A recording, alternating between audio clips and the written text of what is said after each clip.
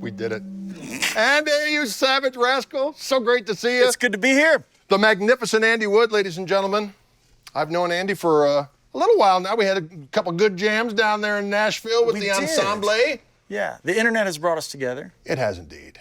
And you're just a fantastic guitar player, musician in general. You play mandolin, you play banjo, you treat the guitar like a farm animal in heat. And that's questionable. And that's not wrong. That's not wrong. And you're here today to hang with us and talk a little bit about these new Suhr delicious Andy Wood model guitars. In a glorious orange hue, I might add. And this orange is only available here. I like it. Which is nice. I like it. Being from Tennessee, we've had better years in our football program, but I still stand behind the Vols, and that was the inspiration for the color that we got on this limited run. In general, it's what anybody would want in a working man's T-style guitar. It's swamp ash and maple. Yes. Big frets for bends and things. And then a cool, this is my favorite part of the guitar, and I think where my input was the most specific. I really, loathe a big chunky neck there when I'm trying to do any kind of childish lick in this area of the neck. It's always grabbing you. Right. So this is less about having the 24th fret, which is still fun, but it's more about just being comfortable in E and F sharp and in that area of the neck. And then when doing the 24th fret, we didn't move the pickup, so it still sounds like a proper, still sounds like neck pickup. It doesn't sound awkward. Exactly. Sometimes when 24 fret guitars, neck pickup gets moved, it starts getting under a different harmonic. So yeah, and then two options. You have a hamburger pickup model. I have a hot dog pickup model. Yes. So, yeah. What's so great about your playing is that, of course, the chicken picking stuff and the country stuff is fantastic and just interstellar in scope. But you also have these amazing shred licks as well. So these... I like to shred. It's not wrong. It's fun. And these guitars are conducive to that kind of activity as well. Yeah, for sure. I mean, like, if you were to have distortion and do things, I mean, the shades of Steve Morse are very welcome on this guitar because of the way the bends, the neck. You can just keep going on forever.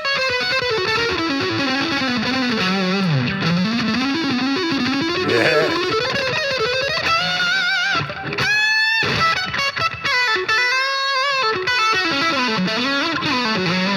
So yeah, it's fun for that stuff too. And And at the end of the day, it's important for me, even though I'm playing some childish, distorted licks, to still feel like it's the kind of guitar that I grew up on. Right. And it feels right under my arm, stuff like that. So it's not too alien.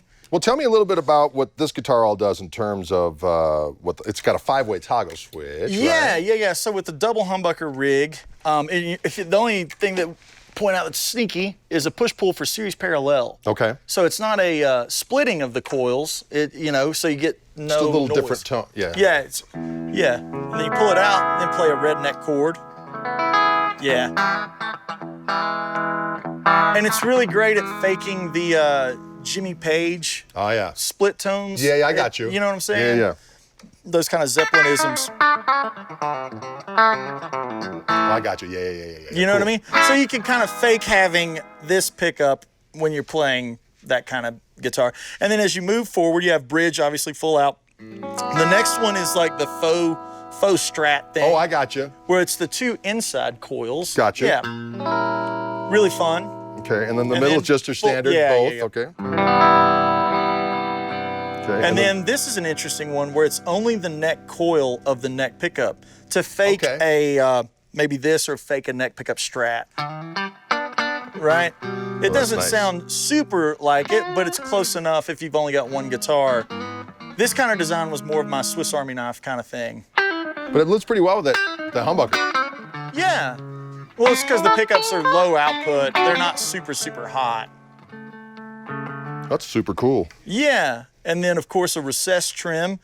So you can, Jeff Beck, Dimebag, Daryl, whatever gig you're on, you're just wiggle that Do thing. what needs to be done. Yeah. Locking tuners, a flat fretboard radius of 16. Oh, it's a 16? And the reason is, it wasn't because I grew up on shred. I grew up on mandolin, and mandolins have a flat. So it's Well, just... speaking of that, let's talk a little bit about the history of one Andrew Wood. So you started off on mandolin. What was your first entree into musical activity in general? Man, my granddad got my cousin and myself started when we were little, 5, 6, growing up on like Bill Monroe, Flat Scruggs, that kind of thing, and went to fiddle contests, bluegrass conventions. I played mandolin because it fit. We didn't, it's like, didn't have short scale instruments or anything like that. So fast forward till I was about 17, I bought Mark O'Connor's new Nashville Cats record. Oh, I remember that record. Bought it because Sam Bush was playing. Sam Bush, Bela Fleck were my heroes, and a lot of the cross-picking things that I do were lifted from Bela. And there was a solo by one Brent Mason. Oh, I know which one you speak of. Pick It Apart. Oh, Jesus. Yeah, it's Yeah. Yes. it's that solo. I still remember a lot of it, but that solo made me want to play. It's vicious. Take guitar and be like, I want to do this. And it was funny. I was working in a theater in Pigeon Forge, just playing mandolin and acoustic. I was like 17. It was first job playing, and the guitar player in the crew, he's like, "Oh, you must listen to Paul Gilbert. You must listen to Steve Morse." I was like, "No, who are these guys?"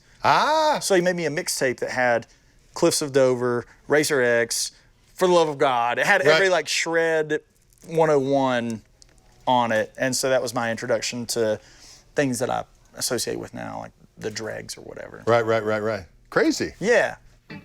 A crazy. And so now you live in Knoxville. Yeah, I live in Knoxville. You're from there originally? Or? No. I moved there. I relocated there in my teens. Okay. And where are you from originally? North Carolina. Oh, North Carolina. That's Yeah. right. So that's the history of me. And now, here I sit with the mighty Greg Cox. Oh, bless your twisted heart. And so what kind of stuff do you do? And I mean, I know you play with a bunch of different people. You do your own stuff. So what are your current things you're working on you'd like people to know about? And Oh, man. Well, overall, in the social media world that we live in, you can follow anything that I have on my Instagram, Facebook, Twitters. And there's some vicious stuff on there, by the way, ladies and gentlemen. Tune in, see some incendiary plectrum-wielding activities. Plectrum-wielding. Yeah, the newest outing is Junktown.